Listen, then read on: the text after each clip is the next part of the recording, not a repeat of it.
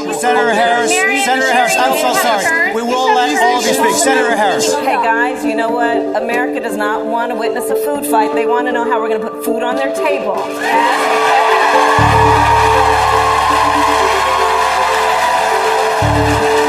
Vice President Biden, do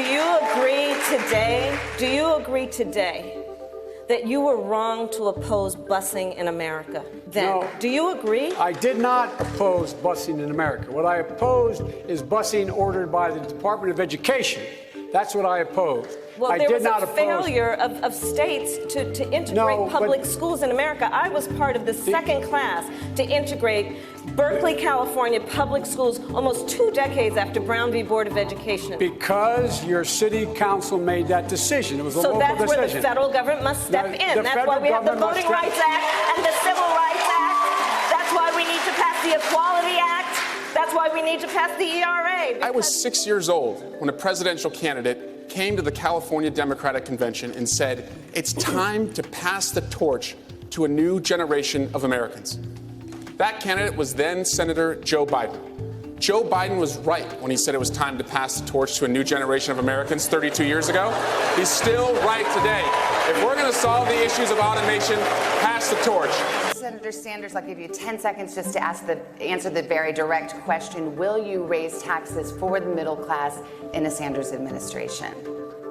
People who have health care under Medicare for All will have no premiums, no deductibles, no co-payments, no out-of-pocket expenses. Yes, they will pay more in taxes, but less in health care for what they get. And I am determined to bring about a day when a white person driving a vehicle and a black person driving a vehicle, when they see a police officer approaching, feels the exact same thing, a feeling not of fear, but of safety. I am determined to bring that day about. Thank you, Mr. Mayor. If you are president, what specifically would you do with the thousands of people who try to reach the United States every day and want a better life through asylum?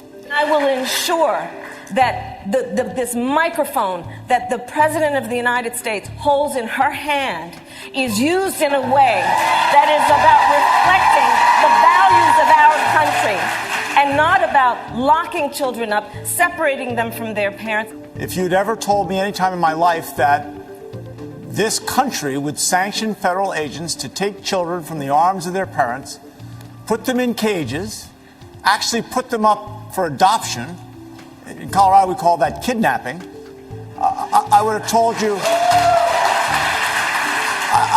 it was unbelievable. Governor, you're right. It is kidnapping, and it's extremely important for us to realize that. If you forcibly take a child from their parents' arms, you are kidnapping them. And if you take a lot of children and you put them in a detainment center, thus inflicting chronic trauma upon them, that's called child abuse. This is collective child abuse. And when this is crime, both of those things are a crime. And if your government does it, that doesn't make it less of a crime. These are state-sponsored crimes.